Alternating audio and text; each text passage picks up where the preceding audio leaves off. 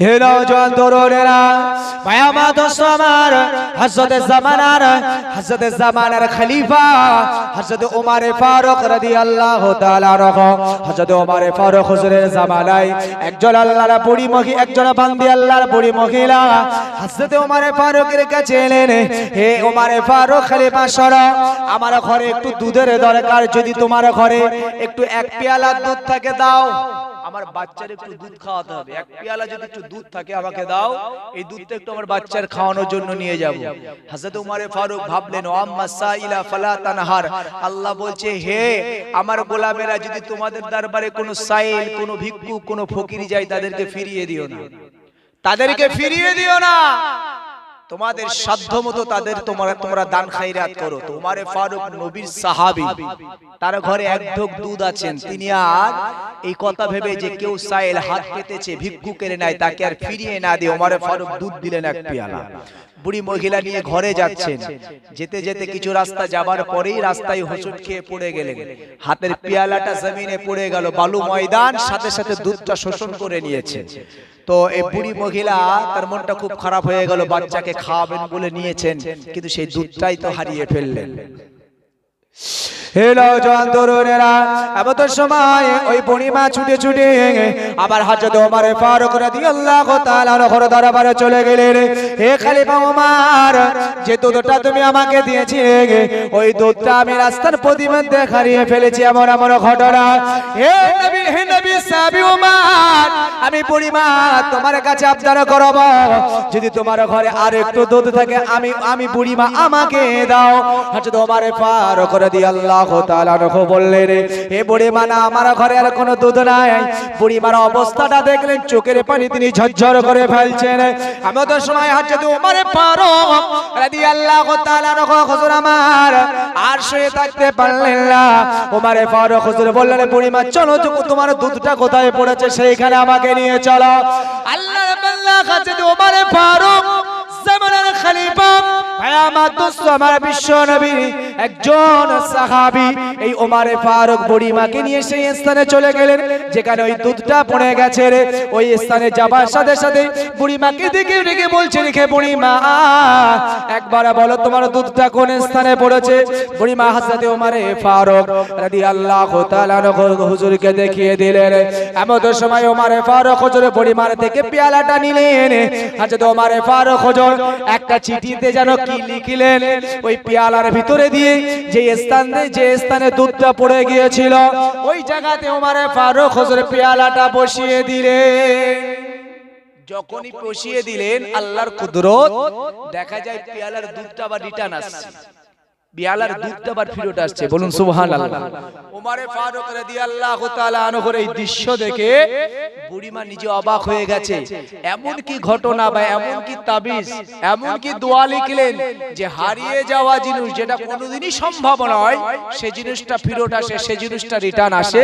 ওমর ফারুক রাদিয়াল্লাহু তাআলা আনহু তাকে দেখে বুড়িমা বলছে, হে নবীর সাহাবী ওমর, আমাকে একবার বলো না বাবা, কি এমন ঘটনা ঘটালে, কি এমন বিষয় ছিল যে আমার সেই দুধটা আবার পুনরায় রিটার্ন এলো।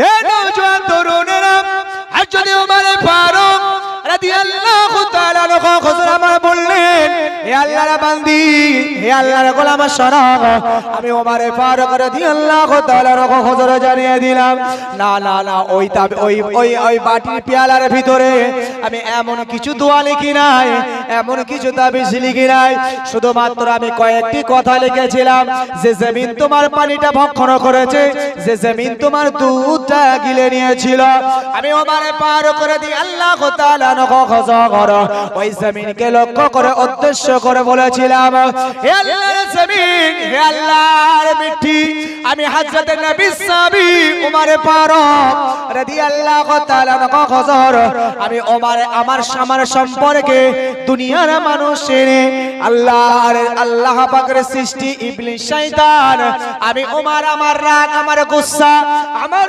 জিদ জানে আমি যে রাস্তা দিয়ে হেঁটে যাই সেই রাস্তা দিয়ে ইবলিস শয়তান হেঁটে যায় না।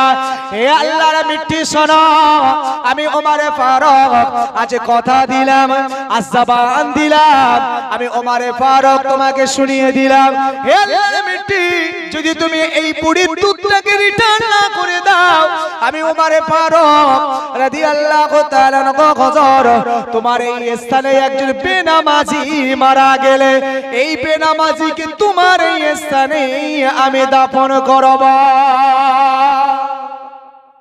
কথা খালি ছিল আমার এটাই, যদি তুমি আমি ওমর আমার সম্পর্কে চেনো জানো যে ইবলিস শয়তান আমাকে ভয় পেত, আমি যে রাস্তা দিয়ে যেতাম ইবলিস শয়তান যেত না। আমি ওমর আমার জেদ ছিল মারাত্মক। রাসূল যখন দ্বীন ইসলাম প্রচার করবেন, প্রথমে ছিলেন রাসূল গোপনে গোপনে প্রচার করতেন গুহার ভিতরে, সবার প্রশিক্ষণ দিতেন। ভাই আমার দোস্ত আমার ওমরে ফারুক হুজুর যেই দিন রাসূলুল্লাহর হাতে হাতে ঈমান গ্রহণ করবেন, চলে এলেন রাসূলুল্লাহর কাছে উলঙ্গ তরবারি নিয়ে। রাসূল পাক সাল্লাল্লাহু আলাইহি ওয়াসাল্লামের অন্যান্য সাহাবীরা ভয় পেয়েছিলেন। রাসূল বললেন ওমরকে আসতে দাও। ওমর এলেন, রাসূলের হাতে হাত দিয়ে ঈমানের কালেমা গ্রহণ করলেন। ও ইতিহাস অনেক লম্বা চড়া, আমি বলছি না। ওমরে ফারুক হুজুর বললেন, ইয়া রাসূলুল্লাহ, ইয়া হাবিবাল্লাহ হুজুর, আমি ওমর আপনার পক্ষে চলে এসেছি। মক্কার এমন কোন বীর নাই যে আমি ওমর আমার সম্মুখে দাঁড়িয়ে যাবে। একবার জোরে বলুন। আজ থেকে আমি ইসলামের পক্ষে, অর্থাৎ আজকের এই উলঙ্গ তরবারি আর আপনার বিপক্ষে নয়, বরং ইসলামের পক্ষে, কালেমার পক্ষে, কোরআনের পক্ষে, দ্বীনের পক্ষে আমি ওমর আমার এই তরবারি, উলঙ্গ তরবারি আমি রেডি করলাম। হুজুর আপনি চিন্তা করবেন না, আজ থেকে আর গোপন ইসলাম প্রচার হবে না, প্রকাশ্য ইসলাম প্রচার হবে। জোরে বলুন। সেই ওমর, হযরত ওমরে ফারুক বলছেন, মিট্টি তুমি আমার সম্পর্কে শোনো, আমি ওমর কথা দিলাম, যদি তুমি আমার কথা না শুনে যদি তুমি দুধটাকে রিটার্ন না দাও, তাহলে তোমার এই স্থানে আমি একটা বেনামাজিকে নিয়ে এসে দাফন করব। বুড়িমা বললেন, এটা কিভাবে সম্ভব? কেন বেনামাজি সম্পর্কে কবর কেন ছেড়ে দিল? হে নওজোয়ান তরুণেরা, আজ যদি ওমরে ফারুক রাদিয়াল্লাহু তাআলা হুজুর আমার বললেন, ও আল্লাহর বান্দে বুড়ি মহিলা শোনো, বিশ্বনবী সরওয়ারে কায়নাত নবীজি সাল্লাল্লাহু আলাইহি ওয়াসাল্লাম জানিয়ে দিয়েছেন, যদি বেনামাজি হয়ে যদি কেউ মারা যায়, এই বেনামাজির সর্বপ্রথম কবরের আযাব হলো, কবরটা এত সংকীর্ণ হয়ে যাবে, কবরটা এত ছোট হয়ে যাবে, মানুষের এক পাশের পাজরার হাড় আর এক পাশের পাজরার হাড়ের ভিতরে ঢুকে যাবে। কবরটা এত সংকীর্ণ হবে, কবরটা এত পিষ্ট করে দেবে, এক পাশের পাজরার হাড়ের ভিতরে আর এক পাশের পাজরার হাড়টা ঢুকে যাবে। খালি তাই নয়, হযরত ওমর ফারুক রাদিয়াল্লাহু তাআলা হুজুর আমার বললেন, ও আল্লাহর বান্দি বুড়ি মহিলা শোনো, বিশ্বনবী সরওয়ারে কায়নাত নবীজি সাল্লাল্লাহু আলাইহি ওয়াসাল্লাম জানিয়েছেন, যে মানুষটা সালাত না আদায় করে কবরে আসবে, ওই মানুষটার জন্য কবর থেকে আযাব জারি হবে। প্রথম আযাব, দ্বিতীয় আযাবের কথা বললেন। ওই কবরের ভিতরে এমন এমন সর্প ছাড়া হবে, যে সর্পগুলোর এত বিষাক্ত বিষক্রিয়া হবে, ওই সর্প যদি দুনিয়া জমিনে কোন স্থানে যদি তার শ্বাস প্রশ্বাসটা ফেলে, এত বিষক্রিয়া তার জটিল, এত কঠিন, হযরত ওমর ফারুক বলেন, সেই স্থানে কিয়ামত পর্যন্ত আর কোন সবুজ তরুলতা জন্মাবে না। এমন বিষক্রিয়া সর্প তাদের কবরে ছেড়ে দেওয়া হবে, তাদের কবরে তাদেরকে দর্শন করতে থাকবে। খালি তাই নয়, হযরত ওমর ফারুক বললেন, বিশ্বনবী আমার বলেছেন, বেনামাজিদের কবরে এমনি করে আল্লাহর দুইজন ফেরেশতা নিয়োগ করা হবে। একজন ফেরেশতা সকাল থেকে সন্ধ্যা, আর একজন ফেরেশতা সন্ধ্যা থেকে সকাল। এই দুইজন ফেরেশতার হাতে এমন একটা অস্ত্র দেওয়া হবে, যে অস্ত্র দ্বারা তারা তাদের মাথার উপরে আঘাত করতে থাকবে, আর এই আঘাত করার সাথে সাথে একটা মারির পরে সেই মানুষটা 70 গজ নিচে তার মাথাটা ডুবে যাবে। ভাই আমার দোস্ত আমার, হযরত ওমর ফারুক বলতে লাগে, ও আল্লাহর বান্দি শুনে রাখুন, খালি তাই নয়, এটা একটা দুটো দিন নয়, কতদিন চলবে? ইলা ইয়াউমিল কিয়ামা, যতদিন পর্যন্ত আল্লাহ কিয়ামত অনুষ্ঠিত না করবেন। কবরের ভিতরে এইভাবে আল্লাহর গোলাম, আল্লাহর আল্লাহর বান্দার কবরে আযাব দিতে থাকবে। আমার দোস্ত আমার বিশ্ব নবী সরওয়ারে কায়নাত নবীজি সাল্লাল্লাহু আলাইহি ওয়াসাল্লাম বললেন বেনামাজিদের কবরটা হবে জাহান্নামের সমতুল্য। জাহান্নাম থেকে সুড়ঙ্গ পথ রাস্তা বানানো হবে আর ওই রাস্তা দিয়ে জাহান্নামের অগ্নি শিখা এই কষ্ট ওই কবরে প্রবাহিত রাখা হবে। তাই বিশ্ব নবী সাহাবী হযরত ওমর ফারুক রাদিয়াল্লাহু তাআলা আনহু বললেন এই বান্দার জন্য এই কবরবাসীও আযাব ভোগ করতে থাকবে। ওই জন্য আল্লাহর জমিনে মিটি একটা বেনামাজিকে গ্রহণ করতে চায় না।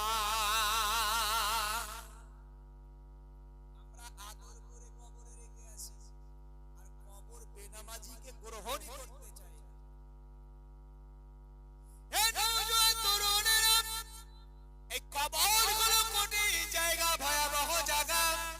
দুনিয়ার কোন সম্পর্ক, দুনিয়ার কোন আপনার রাজা বাদশা কোন পরিচয়, আপনার আব্বা যারা হাজী সাহেব, আপনার আব্বা যান ইমাম সাহেব, আপনি হলেন আলেম, আপনি যে দরজারি মানুষ হন না কেন, আপনার সন্তান আপনি মনে করেন আলেম বানিয়েছেন, আপনার সন্তান নামাজি, কোন পরিচয়ে কিন্তু কবরের নাজাত পাওয়া যাবে না।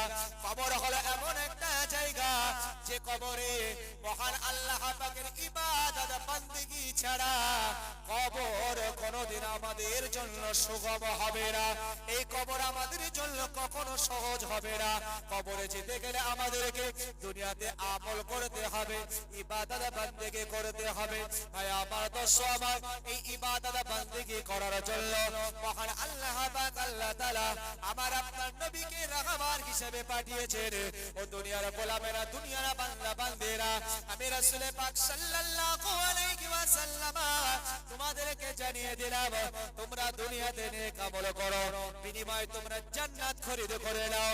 তোমরা দুনিয়াতে নেক আমল করো, দুনিয়াতে তোমরা নেক আমলের বিনিময় কবরটা তোমরা জান্নাতের পরিবেশে বানিয়ে নাও। একবার জোরে বলো। নামাজের কথা কেন বললাম, একটু আমার কানে এসেছে তাই। আমরা নামাজ থেকে অনেকটা দূরে, একটু আমার এটা মূল ভূমিকাই ছিল না, কিন্তু আমাকে বলতে হলো, তার কারণ হলো আমরা নামাজ থেকে অনেকটা দূরে। ভাই দুনিয়াতে আমরা যে চাইবো আল্লাহর কাছে চাইবো, আমরা চাবো নামাজের মাধ্যমে, সালাতের মাধ্যমে। দুনিয়াতে আমরা সুখে নাই, শান্তিতে নাই, মনে অশান্তি, আমরা রাষ্ট্রে অশান্তি, বাজারে অশান্তি, ঘরে অশান্তি, ঘরে বরকত নাই। এই জন্য আমাদেরকে চাইতে হলে সালাতে দাঁড়িয়ে চাইতে হবে। রাসূলের সাহাবীরা যখনই তারা আল্লাহর কাছে কোনো কিছু চাওয়ার ইচ্ছে পোষণ করেছেন তো তারা সালাতে দাঁড়িয়ে গেছেন। শিখিয়েছেন কে?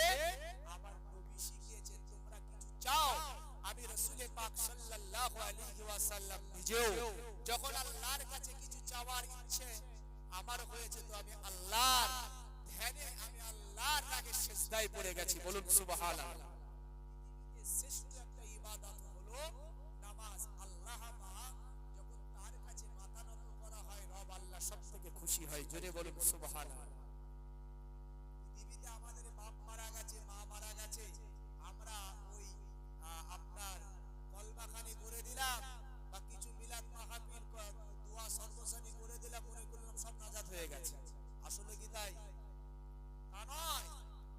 আপনার ঈমানটা বাঁচছে কিনা এটা আপনার দেখার বিষয়, আপনার ইসলামটা ঠিক আছে কিনা এটা দেখার বিষয়। ঈমান এনে আপনি ইসলামের ভিতরে, অর্থাৎ আপনার জীবনে কোরআনের এই বিধান আদেশ নিষেধগুলো আছে কিনা এটাই হলো রব দেখবেন। তার উপরে আপনার ঈমানটা টিকবে, নচেত নয়। আপনার আমার ঈমান প্রচুর পাতার পানির মতন। ভাই এই ঈমান নিয়ে কখনো মহান আল্লাহর কাছে নাজাত পাওয়ার আশা করা যেতে পারে না। বিশ্বনবী বলেছেন আখিরি জামানা আসবে যে সময় ঈমান রাখা এত কঠিন, এত কষ্টকর ব্যাপার হবে যেমন হাতের উপরে কয়লার আগুন রাখা কঠিন।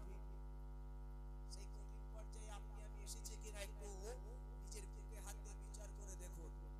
এই আমাদের ঈমান আছে, পরক্ষণে আমাদের ঈমান নষ্ট হয়ে যাচ্ছে। মহান আল্লাহ আমাদেরকে লাকাদ খালাকনাল ইনসানা ফি আহসানি তাকওয়িম, আল্লাহ আমাদেরকে জাতি হিসাবে, আল্লাহ আমাদেরকে সবথেকে সুন্দর, সবথেকে শ্রেষ্ঠ, সবথেকে উত্তম আল্লাহ আমাদেরকে বানিয়েছেন, যে আল্লাহ আমাদেরকে জান্নাতে দেবেন বলেই আমাদেরকে পাঠিয়েছেন। আবার আল্লাহ আমাদেরকে মনোনীত করে আমাদেরকে সহজ করে দেওয়ার জন্য আখিরি নবীর উম্মত বানিয়েছেন। একবার জোরে বলুন। পৃথিবীতে যত নবী রাসূল এসেছেন, সব নবী রাসূলরা তারা নবী রাসূল হবার থেকেও তারা নবী, আখিরি নবীর উম্মত হওয়ার আশা করেছিলেন। বলুন সুবহানাল্লাহ। কেন? আখিরি নবীর উম্মতের দরজা অনেক বেশি। ওইজন্য আমি একটা কথা বারবার বলি, আমরা বিরাট আমল, বিরাট ইবাদত করতে পারবো না, অন্তত জীবনে কিছু আমল করে হলেও আমরা যেন আল্লাহর নাজাত পাওয়ার ব্যবস্থাটা করতে পারি। নামাজটা ভিতরে রাখুন, রোজাটা আপনি রাখুন, আল্লাহর সন্তুষ্টির জন্য আপনি ভালো ভালো কিছু কাজ করুন। ভাই, আমি বলবো না এটাই যে আমিও নিজে পরিপূর্ণ ইসলামের দৃষ্টিকোণ থেকে পরিপূর্ণ আমি আমল করতে পারছি, কিন্তু আশা করছি। কেন? মহান আল্লাহ পাকের নবী সাল্লাল্লাহু আলাইহি ওয়াসাল্লাম তিনি বলেছেন, যদি তোমাদের ভিতরে বড় ইবাদত যদি কম হয়ে যায়, তোমরা অন্তত ছোট ছোট নফল ইবাদতগুলো বেশি করো, যে ছোট ছোট নফল ইবাদতগুলো তোমাদের জীবনের বড় বড় আমল, যে ইবাদত করার যে ঘাটতি, সেটাকে পরিপূর্ণ করে দিতে পারেন। একবার জোরে বলুন। তাই রাসূল আমাদেরকে শিখিয়েছেন, তোমাদের জীবনে তোমরা ছোট ছোট আমল করো, যেমন আস্তাগফিরুল্লাহ। আমরা যারা নামাজ পড়ি, আজকে থেকে আমলটা করবে, 5 ওয়াক্ত নামাজে সালাম ফিরানোর সাথে সাথে একবার আল্লাহু আকবার আর 3 বার আস্তাগফিরুল্লাহ, আস্তাগফিরুল্লাহ, আস্তাগফিরুল্লাহ পড়বে। কেন? নবী বলেছে, যদি তোমরা এই আমলটা করতে পারো, ফজরের নামাজের পরে ইবাদত করলে, আস্তাগফিরুল্লাহ পড়লে জোহর পর্যন্ত, তোমরা আর পাপ করো নাই, যদি তোমরা মারা যাও, আমি রাসূল বলছি তোমরা জান্নাতি। একবার জোরে বলুন।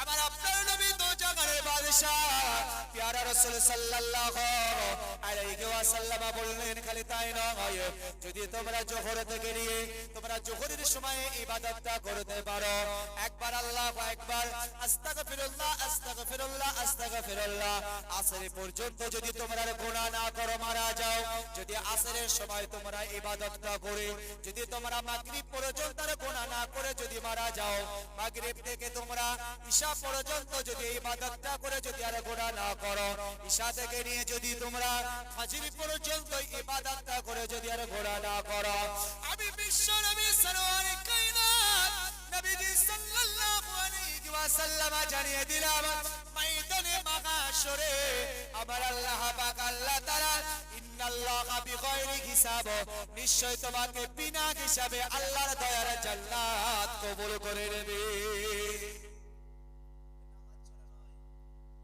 নামাজ পড়ে যদি এই ইবাদতটা করি, যদি আর ওই ওয়াক্তে যদি আর গুনাহ না করি, ওই ওয়াক্তটার মধ্যে যদি আর গুনাহ না করি, দিনে 5 বার যদি ইবাদতটা করি, রাসূল বলছে তোমরা জান্নাতে চলে যাবে।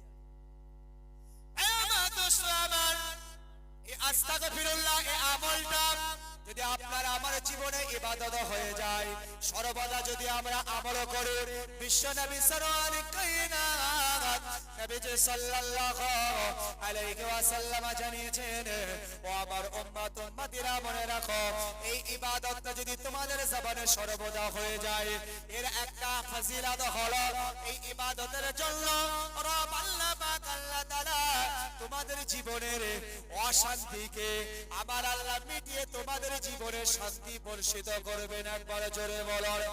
আমার দোস্ত আমার, বর্তমান সময় আমরা কি টেনশনে নাই, আমরা টেনশনে নাই। রাসূল পাক সাল্লাল্লাহু আলাইহি ওয়াসাল্লাম বললেন, দুনিয়াতে যারা তোমরা টেনশন উপলব্ধি করছো, আমি রাসূল পাক সাল্লাল্লাহু আলাইহি ওয়াসাল্লাম জানিয়ে দেই, তোমাদের জীবনে আস্তাগফিরুল্লাহ এই আমলটা তোমরা জীবনে করে নাও, বারংবার তোমরা জবানে এটা তেলাওয়াত করো, বিনিময়ে আমি রাসূল পাক জানিয়ে দিলাম তোমাদের টেনশন মুক্ত হয়ে যাবে।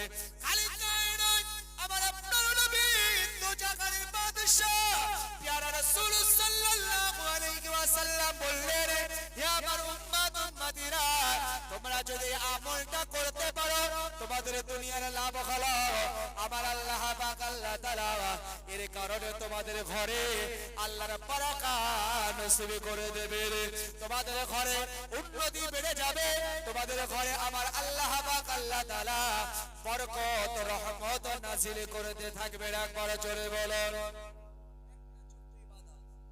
উম্মতে মুহাম্মাদি হওয়ার সুবাদে আল্লাহ আমাদের জন্য কত দামি দামি ইবাদত রেখেছে ঈসা নবী বলছেন আল্লাহ আমি ঈসা রূহুল্লাহ আপনার সর্বদা ইবাদত করি আমি আল্লাহর আপনার পয়গম্বর কত আপনি আমার প্রতি খুশি ঈসা নবীকে আল্লাহ ডেকে বলছে শোনো ঈসা আমার কাছে একজন নবী আসবে যার সুসংবাদদাতা হিসেবে তোমাদেরকে পাঠিয়েছি ওই নবীর কাছে একটা রাত আসবে যে রাতটা তোমার সারা জীবনের ইবাদতের থেকে বেশি একবার জোরে বলো উম্মতে মুহাম্মাদের জন্য আল্লাহ কত ফ্যাসিলিটি দিয়েছে আমাদের সম্মুখেই আসছে রমজানুল মুবারক মাস ইন্না আনজালনাহু ফি লাইলাতিল কদর লাইলাতুল কদরি খায়রুম মিন আলফি শাহর আল্লাহ বলছেন হাজার মাস অপেক্ষা উত্তম একটা রাত একবার জোরে বলুন নবী রাসূলের জন্য ছিল না কেন লাইলাতুল কদরের রাত এত গুরুত্বপূর্ণ আল্লাহ বলছেন শাহরু রমাদান আল্লাযী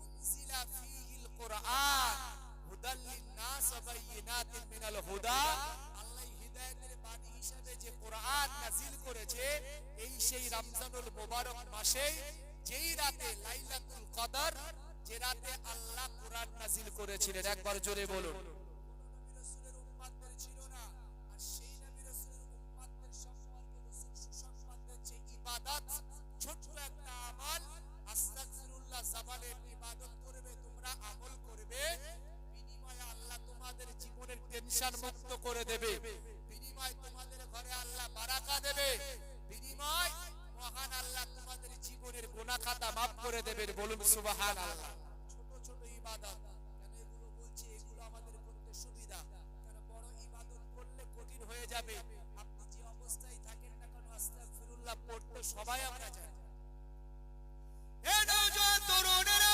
খালি তাই নয় আমার প্রিয় নবী তো জাগারে বাদশা প্যারা রাসূল সাল্লাল্লাহু আলাইহি ওয়াসাল্লাম বললেন জীবনে যদি তোমরা এই আস্তাগফিরুল্লাহ ইবাদতটা যদি সর্বদা তোমরা জীবনে আপনি নিতে পারো আল্লাহ পাক আল্লাহ তাআলা তোমাদের প্রতি খুশি হয়ে রাজি হয়ে তোমাদেরকে আল্লাহ মুস্তাজাবুদ দাওয়া বানিয়ে দিতে পারে মুস্তাজাবুদ দাওয়া কারা যারা আল্লাহর দরবারে দুটি হাত তুলে যারা আল্লাহর কাছে রোনাজারি করে আর আল্লাহর কাছে চাওয়া মাত্র রব আল্লাহ কবুল করে নেন একবার জোরে বলুন কিয়ামত সবার যদি ইমাম আহমদ বিন হাম্বল রাহমাতুল্লাহ আলাইহি তিনি লেখেন এই দুনিয়ার মানুষ শুনে রাখো আমি ইমাম আহমদ বিন হাম্বল আমার চাক্ষুষ চোখে আমি জীবন দশায় আমি এমন একজন আল্লাহর গোলাম এমন একজন আল্লাহর বান্দা এই ছোট্ট ইবাদতের জন্য আমি মুস্তাজাবুদ দাওয়া বান্দে দেখেছি যদি ইমাম আহমদ বিন হাম্বল রাহমাতুল্লাহ আলাইহি তিনি বলেন একদিন রাতে আমি একদিন সফরে মুসাফির হালাতে বেরিয়েছি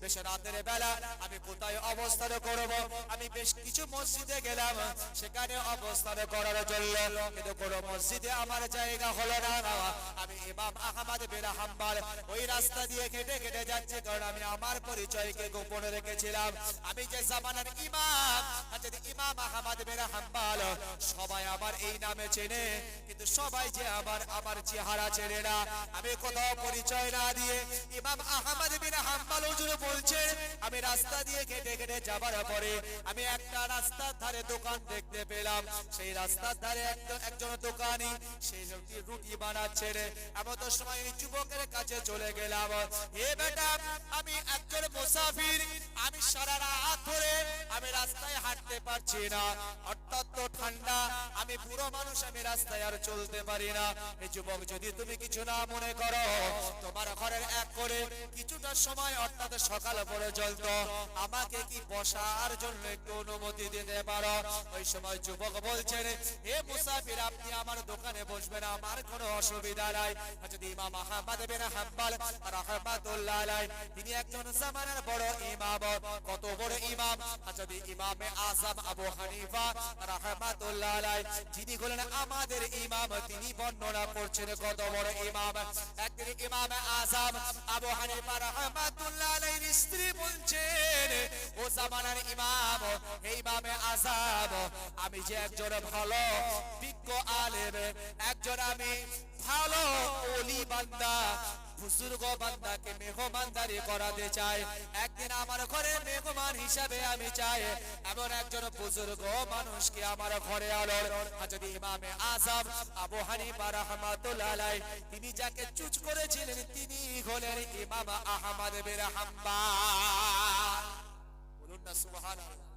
আমরা যাকে ইমাম হিসাবে মানি তিনিও ইমাম আহমদ বিন হাম্বলকে একজন আল্লাহর ওলি এবং তৎসময়ের সবথেকে বড় একজন ফকিহ হিসাবে তিনি চিনেছিলেন। তিনি তার স্ত্রীর আদরে, তার স্ত্রীর কথাতে ইমাম আহমদ বিন হাম্বল হুজুরকে দাওয়াত করেছিলেন। বলুন সুবহানাল্লাহ। পরিচয় পাওয়া গেল কেমন? সারা রাত ধরে ইমাম আযম আবু হানিফা হুজুরের স্ত্রী তবর পণ্ডিত পরীক্ষা করবে বলে তিনি এক লোটা পানি দিলেন। পানি দেওয়ার পরে তিনি তার ঘরের দরজার সামনে রেখে দিলেন। দেখতে চান তিনি কিভাবে ইবাদত বন্দেগী করে, না সারা রাত ঘুমায়। খুব সুন্দর খাওয়া দাওয়া দিয়ে ইমাম আহমদ বিন হাম্বল হুজুরকে দিলেন। ইমাম আহমদ বিন হাম্বল হুজুর ভালো মন্দ খাবার খুব পেট পুরে খেলেন। খাবার পরে সারা রাত যাপন হলো। ইমামে আযম আবু হানিফা হুজুর উঠে আসার আগে স্ত্রী উঠে দেখছেন যে ওজুর পানি বা আমি ইস্তেঞ্জার পানি দিয়েছিলাম সেগুলো নষ্ট হয়েছে কিনা, ওযু করেছেন কিনা, ইস্তেঞ্জা করেছেন কিনা। স্ত্রী এসে পরীক্ষা করছেন, এসে দেখছেন সেই পানি কিছুই নষ্ট হয়নি, ওযু করেনি, ইস্তেঞ্জায় যার প্রয়োজন হয়নি। ইমামে আযম আবু হানিফা হুজুরের ঘরে গিয়ে বলছে, তুমি আমার কেমন লোক ডেকে এনেছো, কেমন আমার মেহমান এনেছো? আমি চেয়েছিলাম একজন বুজুর্গ হবে, একজন আল্লাহর ওলি মানুষ হবে, কিন্তু আপনি দেখুন ঘরের ভিতরে এখনো নাক ডাকিয়ে ঘুমাচ্ছে। ইমামে আযম আবু হানিফা হুজুরের সাথে যখন স্ত্রী কথা বলছে, ইমাম আহমদ বিন হাম্বল হুজুর তিনি ঘর থেকে সব শুনছেন। ইমামে আযম হুজুর ইমাম আহমদ বিন হাম্বল হুজুরের ঘরে গেলেন। তো তিনি যাওয়ার সাথে সাথে বলছে, ইমামে আযম তুমি বড় বিপদে পড়ে গেছো আমাকে মেহমান হিসেবে নেওয়ার পরে। তবে শোনো, আমি ইমাম আহমদ বিন হাম্বল হুজুর 3 দিন আমি ভালো করে খেতে পাইনি, কারণ যে ঘরে গেছি সেই ঘরের খাওয়া যখন আমি খেতে গেছি দেখেছি ওই খাবার ভিতরে যে মহিলা যিনি আমার রান্না করে দিয়েছেন ওই মহিলা হয় তিনি বেনামাজি অথবা তিনি পাপী।